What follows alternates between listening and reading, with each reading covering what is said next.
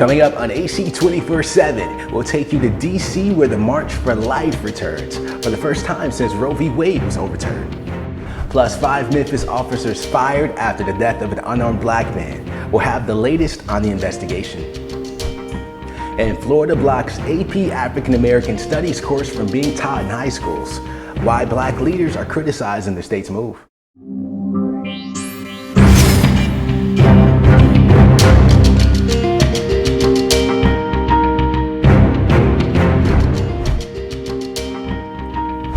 Hey there, welcome to another edition of AC 24/7. I'm Lamar Baldwin.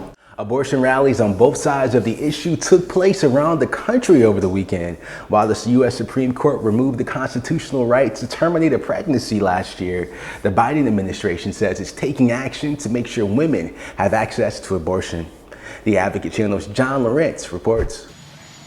President Joe Biden issues a presidential memorandum that allows access to medication abortion, saying in a statement, quote, "I'll continue to fight to protect a woman's right to choose." Vice President Kamala Harris made the announcement at an abortion rights rally in Florida on Sunday. Members of our cabinet and our administration are now directed, as of the President's order, to identify barriers to access to prescription medication. Harris also called on Congress to pass federal protections on the matter. Let us not be tired or discouraged, because we're on the right side of history. But not everyone agrees with that stance. Every day in this country, innocent lives are at stake. Former coach and NFL player Tony Dungy was among those who took part in the 50th annual March for Life rally in Washington, D.C. Friday. Those lives are still important to God and in God's eyes. Abortion is currently legal in about 24 states and banned or severely restricted in 13 others, according to the Guttmacher Institute of Reproductive Rights. The remaining states are either in limbo or legal with restrictions under 20 weeks of pregnancy. Everyone recognizes abortion up until birth is not something that they want. At the same time, banning all abortions with zero exceptions isn't something people support. And so where is the middle ground? How do we get there? I'm John Lawrence reporting. Any potential pro-abortion rights legislation is not likely to pass through the GOP-led House of Representatives. But Vice President Kamala Harris announced Sunday that President Biden plans to sign a memorandum that will protect access to abortion pills. She's urging women and supporters to not be discouraged.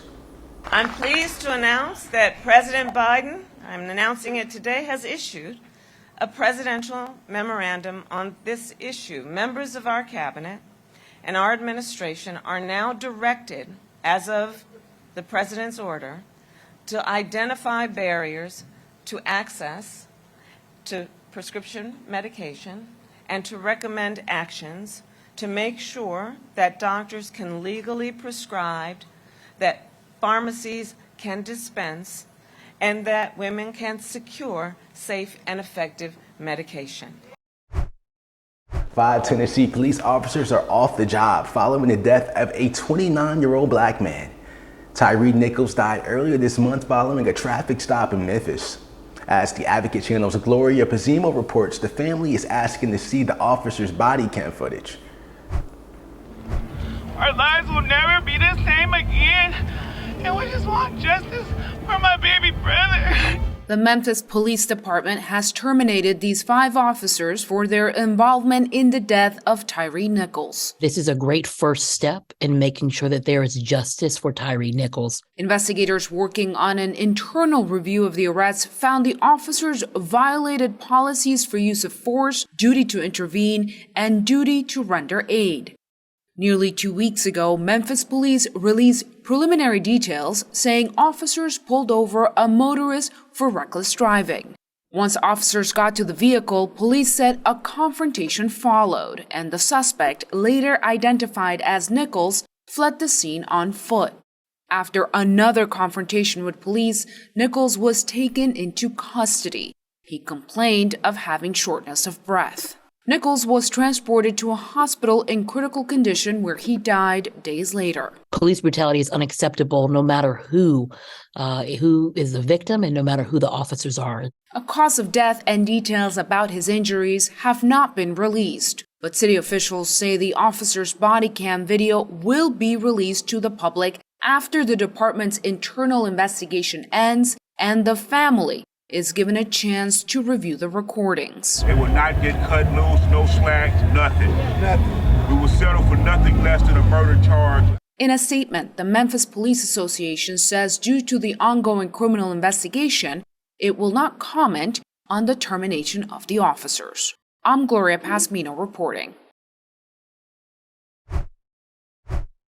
Florida is blocking a new class for high school students on African American studies. State officials claim the course breaks Florida law restricting how race is taught in schools. But the woman behind this class says the course is about educating students. The Advocate Channel's Sarah Sidner reports. Florida is where woke goes to die.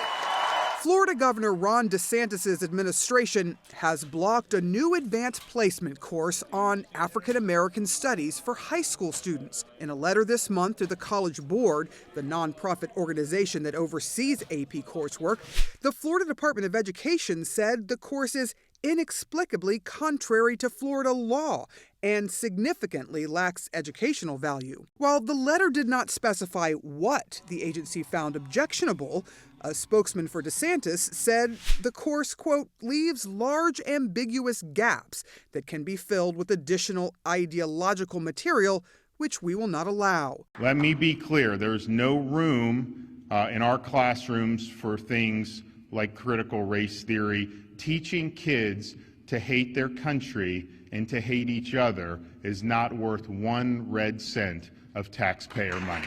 The rejection of the course follows efforts by DeSantis to overhaul Florida's educational curriculum to limit teaching about critical race theory, though there's little evidence it's taught in K-12 schools. But in 2021, the state enacted a law that banned teaching the concept, which explores the history of systematic racism in the United States and its continued impacts. Last year, DeSantis also signed a bill restricting how schools can talk about race with students. And I think what you see now with the rise of this woke ideology is an attempt to really delegitimize our history and to delegitimize our institutions.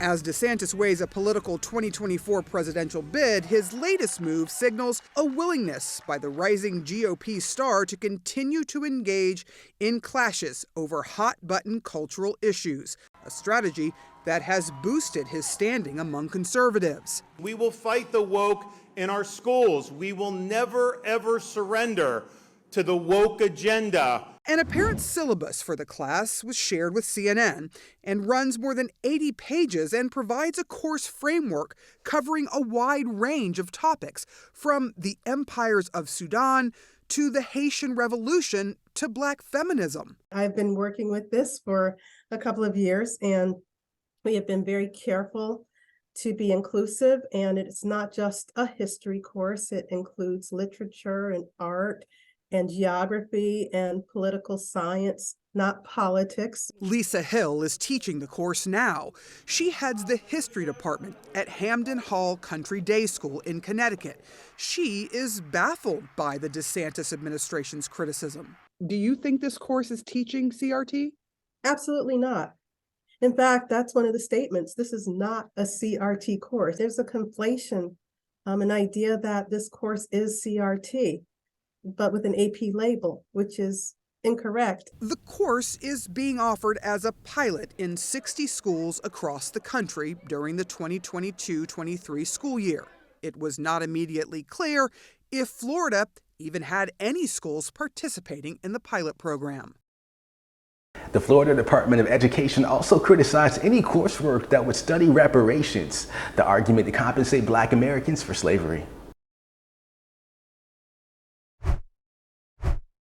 Thank you for joining us for another edition of AC 24/7. For more content that advocates for you, go to advocatechannel.com and follow us on Instagram, Twitter, and Facebook, and subscribe to us on YouTube. For the Advocate Channel, I'm Lamont Baldwin.